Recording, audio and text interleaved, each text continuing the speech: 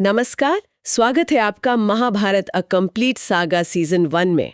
आज हम महाभारत की उस बुनियाद की पड़ताल करेंगे जहां से इस महागाथा के सभी किरदारों की उत्पत्ति हुई, अंशावतरण पर्व। पिछली बार हमारी चर्चा आस्तिक पर्व पर खत्म हुई थी। हाँ, हमने बात की थी कि कैसे ऋषि आस्तिक ने राजा जन्मेजय के सर्प यज्ञ को रुकवाया था। हाँ, और अपनी सूझबूझ से पूरे नाग वंश को विनाश से बचाया था। बिल्कुल। और वो यज्ञ तो रुक गया, लेकिन राजा जन्मेजय की अपने पूर्वजों मतलब पांडवों और कौरवों की कहानी जानने की इच्छा वो और बढ़ गई। और कहते हैं कि ठीक उसी समय यज्ञशाला में स्वयं महर्षि व्यास का आगमन होता है। क्या बात है। हाँ, तो राजा जन्मेजय उनसे उस महान संघर्ष की पूरी कहानी सुनाने का अनुरोध करते हैं। तब व्यास जी अपने शिष्य वैशंपायन को आदेश देते हैं कि वे राजा को महाभारत की पूरी कथा सुनाएं। अच्छा, मतलब व्यास ने खुद नहीं सुनाई? नहीं, उन्होंने ये जिम्मेदारी वैशंपायन को दी। और यहीं से कहानी का वो हिस्सा शुरू होता है जिसे हम अंशावतरण पर्व कहते हैं। अंशावतरण, इसका मतलब क्या है?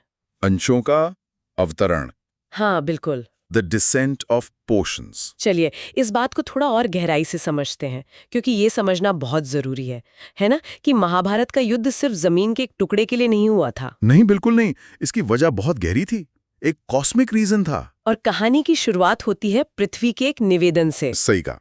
स्रोत बताते हैं कि उस समय पृथ्वी पर असुरों, दानवों और राक्षसों का भार बहुत बढ़ गया था। मतलब ये वही असुर थे जो देवताओं से युद्ध में हार गए थे। हाँ, वो हारने के बाद पृथ्वी पर शक्तिशाली राजाओं और पराक्रमी जीवों के रूप में जन्म ले चुके थे।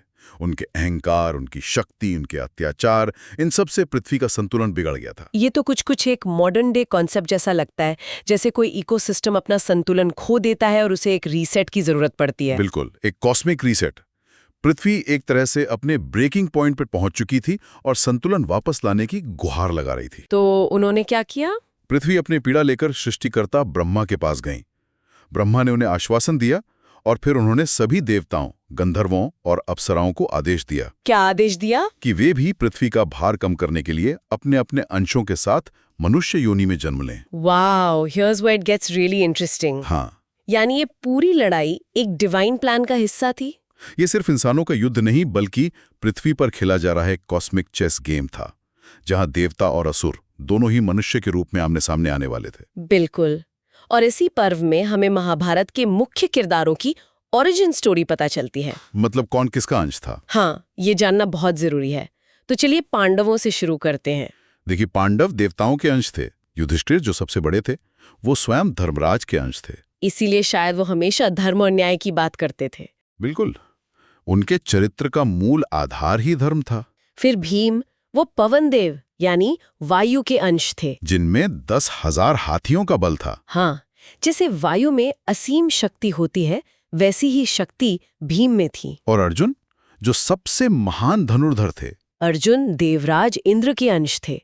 इंद्र जो देवताओं के राजा हैं, युद्ध के देवता। तो अर्जुन का पराक्रम और लीडरशिप क्वालिटी सीधे वहीं से आई थी। और नकुल सहदेव, वो जुड़वा भाई अश्विनी कुमारों के अंश थे, जो देवताओं के चिकित्सक और सबसे सुंदर माने जाते हैं। ये तो हुई धर्म की सेना। लेकिन खलनायक, क्या वे भी किसी के अवतार थे? मेरा मतलब है, कौरवों की तरफ कौन था? हाँ, उनके बारे में भी बताया गया है।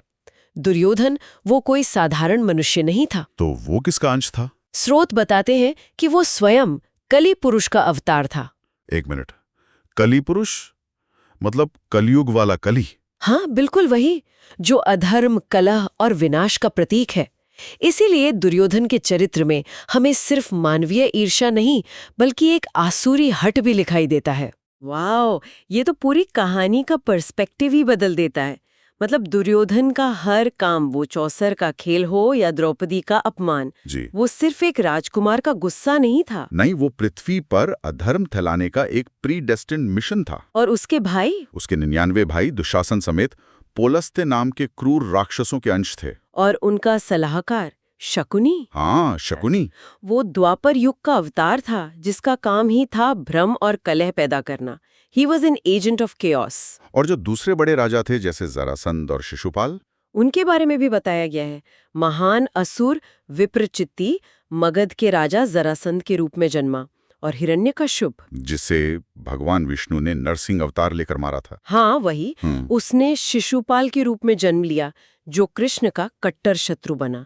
ये सब पुराने ब्रह्मांडीय युद्ध की नई कड़ियां थीं जो पृथ्वी पर लड़ी जा रही थीं। तो इसका मतलब ये है कि हस्तिनापुर के राजमहल में सिर्फ राजकुमार नहीं बल्कि दैवीय और आसुरी शक्तियां एक ही परिवार में जन्म ले रही थीं।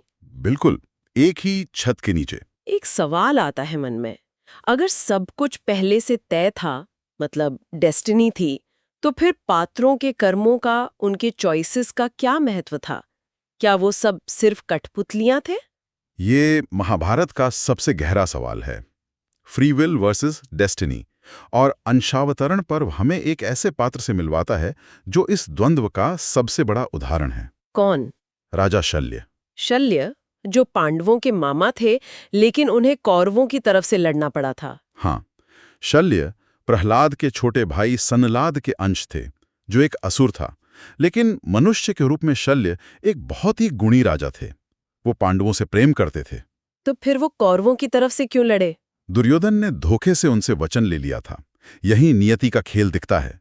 शल्य का आसुरी मूल उन्हें अधर्म के पक्ष में खींच ले गया, भले ही उनका मन धर्म के साथ था।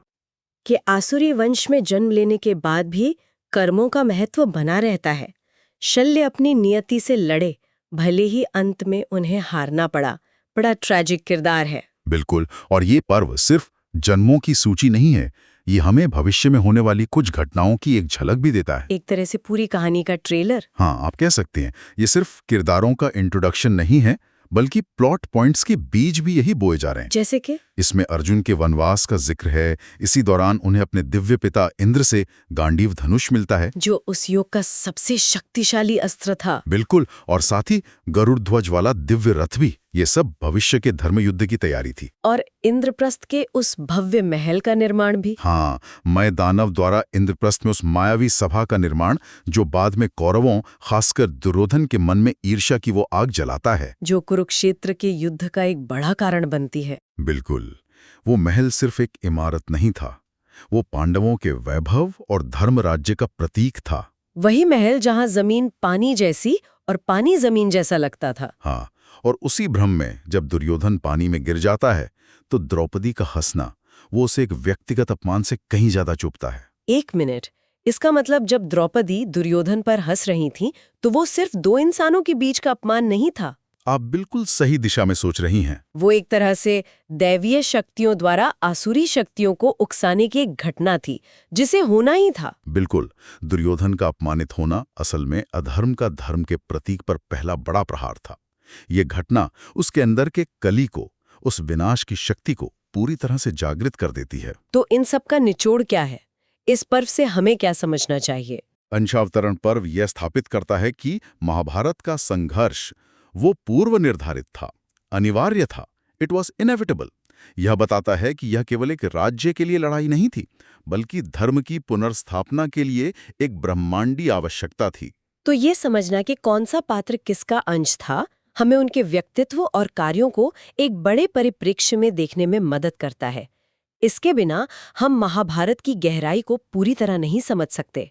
ये सिर्फ एक फैमिली ड्रामा नहीं, एक कॉस्मिक कॉन्फ्लिक्ट है। बिल्कुल, यह हमें दिखाता है कि पात्रों के कार्य केवल उनकी व्यक्तिगत इच्छाओं का परिणाम नहीं थे, बल्कि वे एक बड़ी दिव्य या आसुरी योजना का हिस्सा थे। तो हमने देखा कि कैसे देवताओं और असुरों के अंशों ने पृथ्वी पर जन्म लिया और कैसे उस महान युद्ध का मंच तैयार हुआ।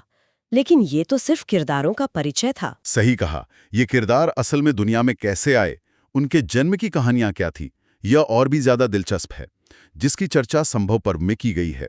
अगले अंक में हम जानेंगे महान राजा भरत के बारे में। राष्ट्र और पांडु के जन्म की अनोखी कहानी भी जानेंगे, जिसमें स्वयं व्यास की एक बहुत महत्वपूर्ण भूमिका थी। और साथ ही हम उस महान प्रतिज्ञा के साक्षी बनेंगे, भीष्म की प्रतिज्ञा, जिसने कुरुवंश की दिशा हमेशा के लिए बदल दी। हम आपसे फिर मिलेंगे जल्द ही महाभारत अ कंप्लीट सागा में।